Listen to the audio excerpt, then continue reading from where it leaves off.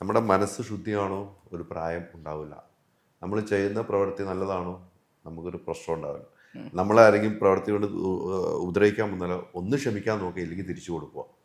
Age is just number എന്ന് പറയുമ്പോൾ നമ്മളുടെ ബോഡിക്ക് ഇത്രയും പ്രായമാണെങ്കിൽ ചിലപ്പോൾ ചിലരുടെ മനസ്സിന് അത്രയും പ്രായമായിട്ടുണ്ടാവില്ല. ഒരിക്കലും ഉണ്ടാവും. അങ്ങനെ എത്രയോ പേരുണ്ട്. പിന്നെ യങ് ആയിട്ടുള്ള ആൾക്കാരാണ് ചിലപ്പോൾ 10-60 വയസ്സുള്ള മൈൻഡ് സെറ്റോട് ഉള്ള ഏജ് അതിനെപ്പറ്റി ആലോചിച്ച് ബേജാറാവുന്ന ആൾക്കാരുണ്ട്.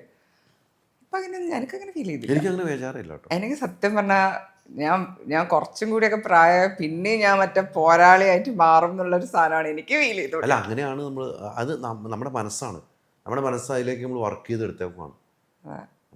നമ്മൾ ഒരേ വർഷങ്ങൾ വയസ്സ് കൂടുമെന്ന് നമ്മൾ ചിന്തിക്കാതിരുന്നു കഴിഞ്ഞാൽ പിന്നെ ഇങ്ങനെ മുന്നോട്ട് പോകും. നമുക്ക് അത്രയും എക്സ്പീരിയൻസസ് കൂടും, നമുക്ക് അത്രയും നോളജ് കൂടും, വിസ്ഡം കൂടും.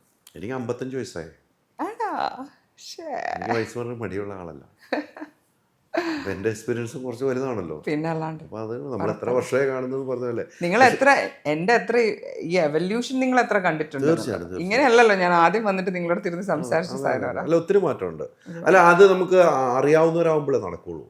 ഇപ്പം വേറെ ആൾ ഇരിക്കുമ്പോൾ ചിലപ്പോൾ നടക്കണമെന്നില്ല, ചിലപ്പോൾ ഇങ്ങനെ ചോദിക്കണമെന്നില്ല. നമ്മൾ ഒരു ചോദ്യോത്തരമായിട്ട് പോയിട്ടില്ല, നമ്മൾ സംസാരിച്ച് പോയതുപോലെ എനിക്ക് ഫീൽ ചെയ്തു.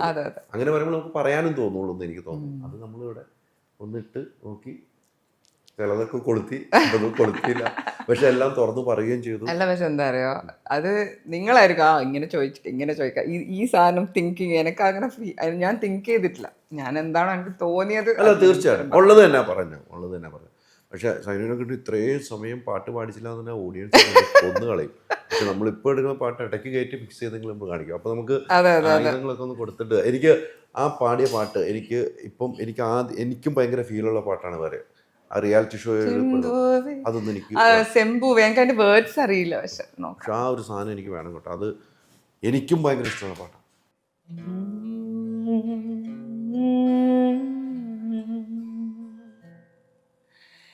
എൻ പൂവേ പൊൻ പൂവേ രാരിരാരം പൂവേ കനവും നീ നിനവും നീ വായു വായു ആവേ ഉണ്ണിക്കണ്ണായി നിന്നും നിന്നെ കൂടാതില്ല ഞാൻ കുഞ്ഞാവേ. ഓ എൻ പൂവേ പൊൻ പൂവേ രാരിരാരം പൂവേ കനവും നീ നിനവും നീ രാരിരാരം. വല്ലാത്തൊരു പാട്ടാണ്. അതിനടുത്ത് നമ്മൾ പറഞ്ഞത് ഇപ്പം അച്ഛൻ പറഞ്ഞായിരുന്നല്ലോ, ഒന്ന് മാറ്റി പാടണം അല്ലേ സ്റ്റേജിൽ. അങ്ങനെ അച്ഛൻ പറഞ്ഞിട്ട് ആദ്യം മാറ്റിയൊരു പാട്ട് ഏതായിരുന്നു സ്റ്റേജിൽ? തായ യശോദ പാടിയത് ആക്ച്വലി ഡാഡി പറഞ്ഞതിന് ശേഷം. തായ യശോദ മോർണിംഗ് രാഗിലൊരു സോങ് ഉണ്ട്. പക്ഷെ അത് ഈ പറഞ്ഞ മാതിരി എല്ലാം ആ ടൈമിൽ ചെയ്യും, പിന്നെയും തിരിച്ചിട്ട് ഞാൻ പിന്നെയും മാറിപ്പോവും. പക്ഷെ ഡാഡി എപ്പോഴും കോൺസ്റ്റന്റ് ആയിട്ടുണ്ട്. ഡാഡീൻ്റെ ആക്സിഡന്റ് ഒക്കെ ഉണ്ടായിരുന്നല്ലോ. ഡാഡി ഒരു 2 വർഷം മുമ്പ് ഒരു ആക്സിഡന്റ് ഒക്കെ കഴിഞ്ഞു. കാലിൻ്റെ ലൈക്ക് മുട്ടിൻ്റെ താഴെ ആക്ച്വലി ഇത് ചെയ്തിട്ടാണ് ഉള്ളത്. അപ്പം ഇപ്പം എന്താ പറയാ, പ്രോസ്തറ്റിക്കിലേക്ക് വെച്ചിട്ടാണ് ഡാഡി നടക്കുന്നത്. അപ്പോൾ ഡാഡി ഒക്കെ ഭയങ്കര ഫൈറ്റേഴ്സാണ്, വാറിയേഴ്സ് ഇൻ ലൈഫാണ്. ഡാഡി ആണെങ്കിലും അത് മമ്മി ആണെങ്കിലും അത്. മമ്മി റിട്ടയർ ചെയ്യുന്നതിന് മുമ്പ് മമ്മി LLBക്ക് ജോയിൻ ചെയ്തു. എന്നിട്ട് റിട്ടയർമെന്റ് കഴിഞ്ഞിട്ട് മമ്മി LLB പഠിച്ചു. ഇപ്പൊ ഹൈക്കോർട്ടിൽ വർക്ക് ചെയ്യാം. രണ്ടാമത്തെ കരിയർ. അപ്പൊ ഇങ്ങനത്തെ 2 ആൾക്കാരുടെ മോളാണ് ഞാൻ. അപ്പൊ പിന്നെ എന്തായാലും ഒരു തീ ഉണ്ടാവും. 100%. ആ തീയോടുകൂടി നല്ലൊരു തീപ്പാട്ടൊക്കെ പറ്റാം, ഫയറും പറ്റാം. ഒരു ഇംഗ്ലീഷ് പാട്ട് പാടാം. 1 2 3 4.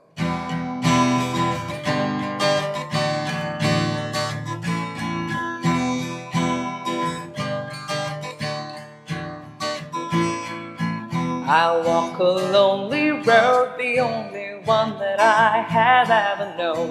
Don't know where it goes, but it's home to me, and I walk alone.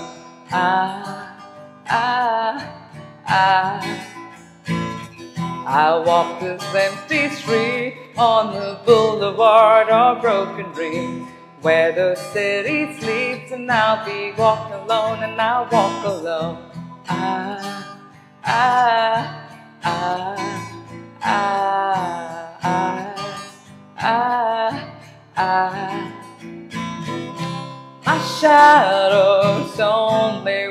walks beside me.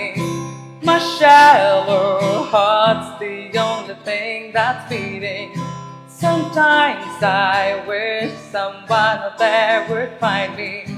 Till then I walk alone.